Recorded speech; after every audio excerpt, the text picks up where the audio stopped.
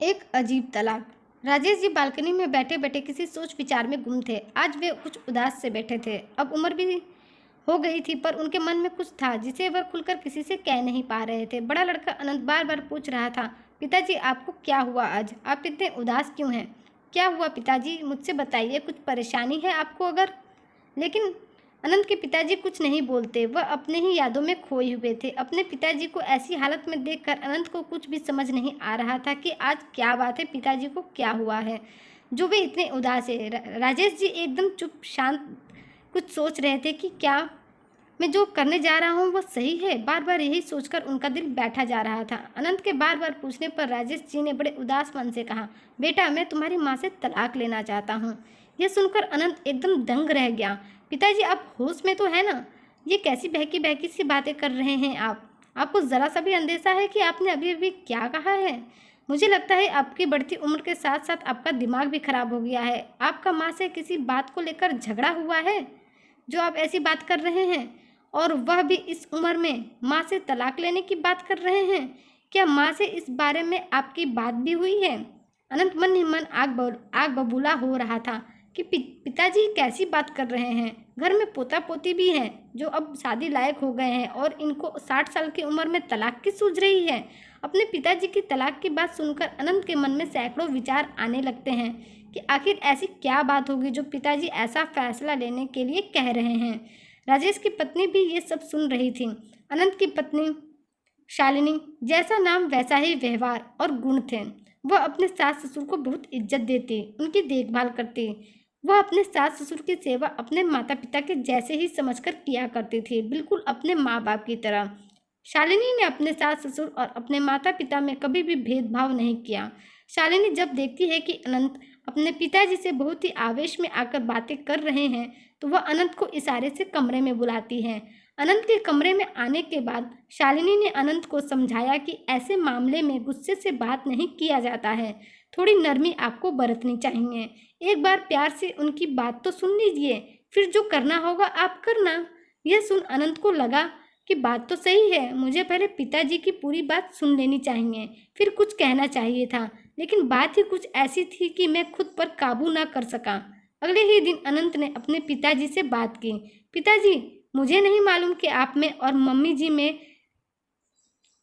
जी के बीच में क्या हुआ और इसकी क्या वजह है, लेकिन फिर भी मैं जानना चाहता हूँ कि आप यह फैसला किस वजह से लेना चाहते हैं, क्योंकि यह कोई मामूली फैसला नहीं है, आपकी ज़िंदगी का अहम फैसला है। राजेश जी बड़े अधीर मन से कहा, बेटा बात उस समय की है जब मैं लगभग 13-14 साल का था।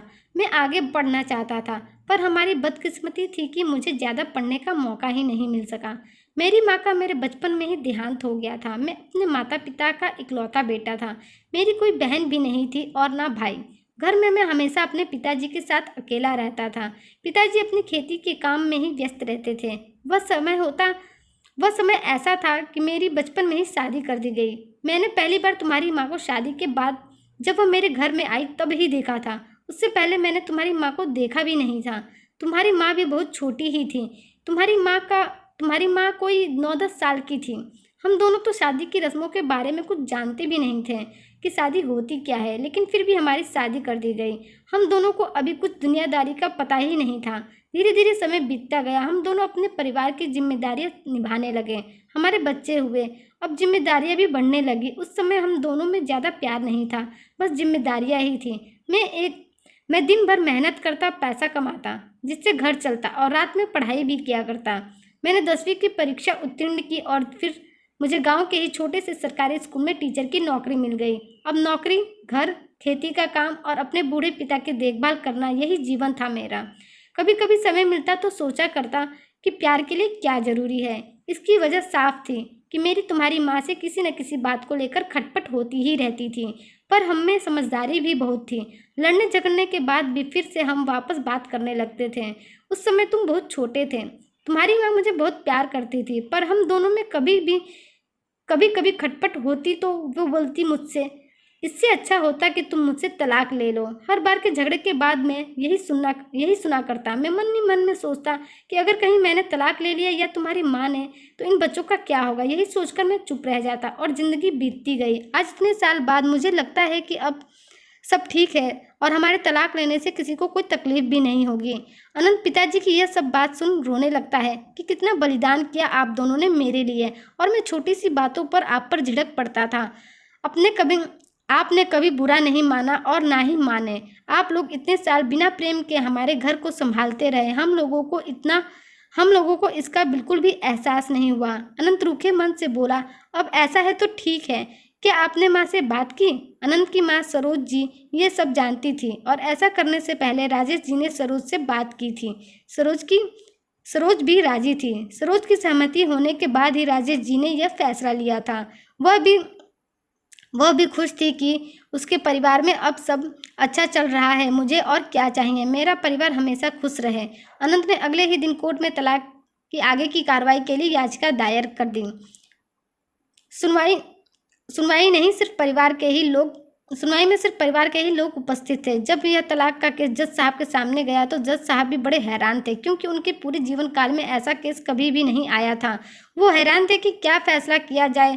फिर भी उन्होंने राजेश जी से ही पूछ लिया कि आपके केस में क्या करूं। वैसे जज किसी से पूछते तो नहीं है कि क्या फैसला सुनाया जाए। राजेश जी ने कहा, जज साहब, हम तलाक जरूर लेना चाहते हैं, पर अब जीवन साथी नहीं, एक अच्छे दोस्त की तरह साथ में जीना चाहते हैं। सरोज ने मेरे लिए अपने जीवन का बहुत त्याग किया है। उसको जो प्यार मिलना चाहिए वो आज तक मिला नहीं। मैं सरोज को बहुत प्यार देना चाहता हूँ, पर अब पति बनकर नहीं, एक अच्छे साथी के रूप में। दोस्त के तौर पर हम दोनों अपना सारा जीवन साथ में ही जीना चाहते हैं। राजेश जी की ऐसी बातें सुनकर वहाँ उपस्थित सभी लोग अचंभित थे। अनंत की आंखों में आंसू भर आए। मन ही मन सोच रहा था कि मम्मी पापा ने हमारे परिवार को बचाने के लिए कितना बलिदान दिया है। हमारे परिवार को उन्होंने टूटने से बचा लिया। जज साहब भी अपने जीवन में पहली बार तलाक देने पर खुश थे। जज साहब को भी पहली बार अपने जीवन में ऐसा फैसला देते हुए खुशी हो रही थी कि पति अब पत्नी के साथ एक अच्छा साथी बनकर जीना चाहता है। जज साहब के फैसले के बाद राजेश जी और सरोज एक दूसरे की आंखों में देखते हैं और उनके चेहरे पर एक सुकून की मुस्कान होती है। दोनों हाथों में हाथ डाले तलाक के बाद एक साथ घर गए और फिर दोनों हमेशा साथ में खुशी खुशी रहे। दोस्तों, आपको मेरी आज की कहानी कैसी लगी कमेंट करके ज़रूर बताइएगा। ऐसी ही कहानियों के लिए हमारे चैनल को सब्सक्राइब कर लीजिए। धन्यवाद।